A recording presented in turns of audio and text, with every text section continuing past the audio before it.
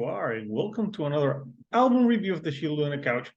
I'm your host, Hector, and today we're going to talk about a band from Sarasota, Florida, who released their debut album on March 15th, and they're called Neverless. And this is a debut from a band that I actually interviewed last year on the channel. They have put out a few singles, but now finally, after 3 years of music, they released this album. This is the album cover for Neverless. It's a pretty cool album cover.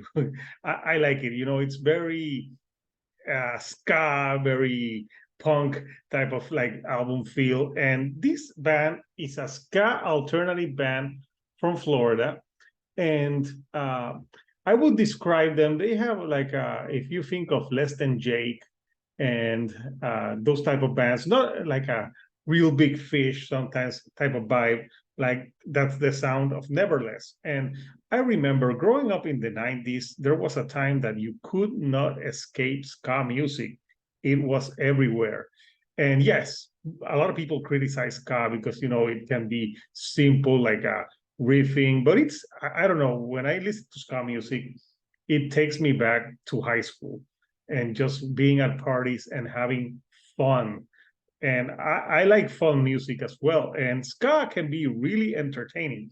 And nevertheless, they're not only pure ska, there's elements of punk, there's elements of alternative, and just pure rock and roll on this album. It has 12 tracks and it's like 46 minutes in length.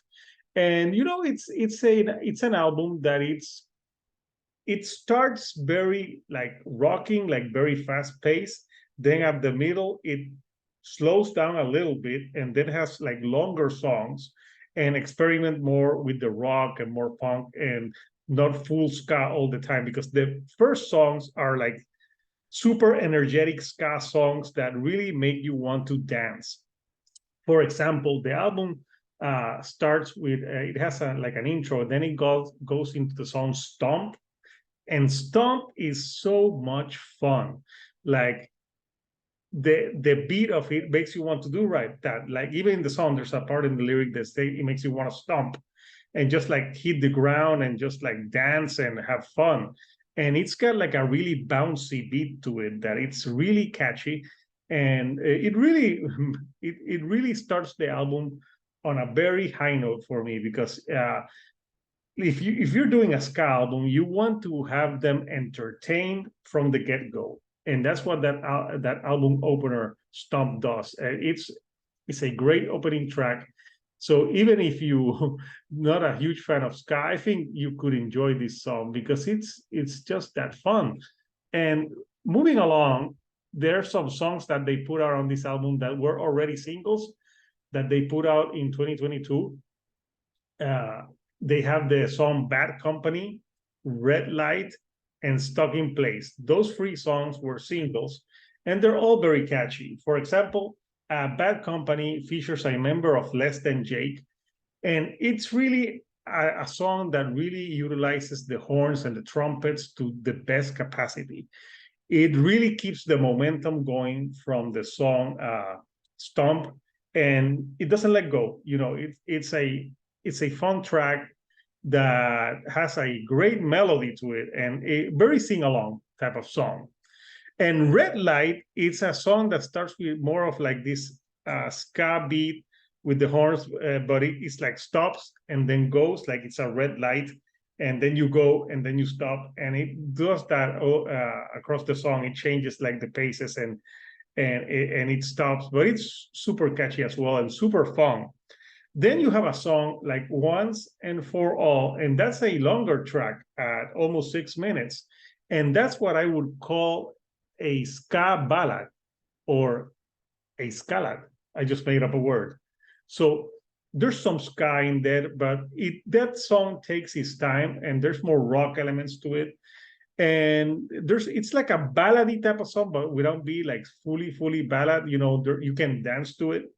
But I like it because it's a change of pace, because the first three songs, they're just like rocking all the way through and you can't stop dancing. So it's like a mid-pace rocker, to like chill a little bit, So that's what that does. Then they go to the other single that they released, stuck in place, and it's all about having a car breakdown.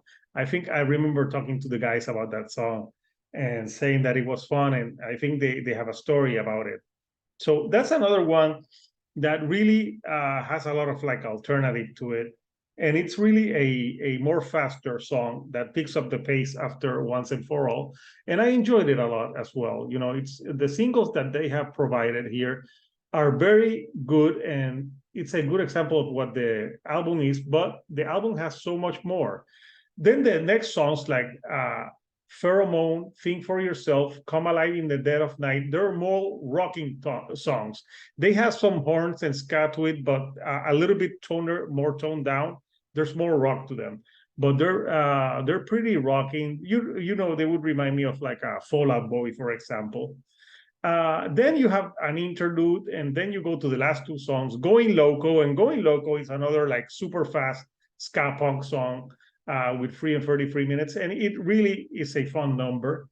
But the album ends with Edge of My Dreams, which is a 9 minutes and a 9:30 seconds plus song. And you know, in ska, that's kind of unheard of, like a ska song being that long.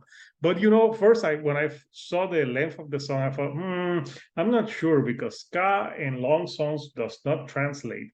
But I had that same sentiment when Green Day, back in the early 2003, put out American Idiot and had that 9+ minute song. I'm like, Green Day, a long song, and it worked. And in the case of Neverless, this song also works because it's a song that shows everything that Neverless can do. It has ska, it has alternative, it has some catchy solos to it. It has more of a like alternative rock type of feel. And the song, even though it's long, it doesn't feel long. You know, it changes paces a few times, and it keeps you entertained.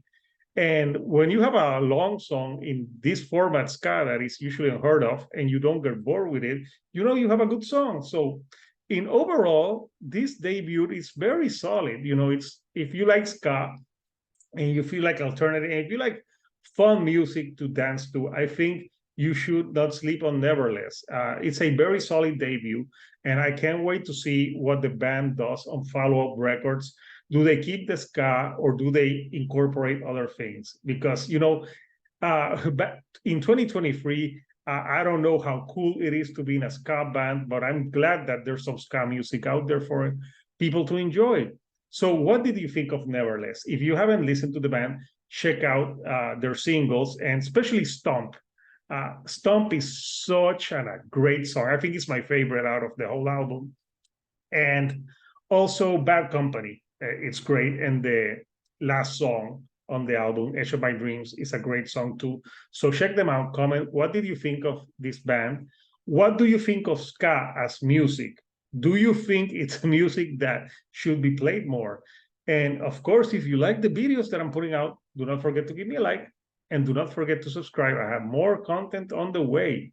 So until next time, this is Hector, the Shield on a Couch, and I'll see you right here on the couch.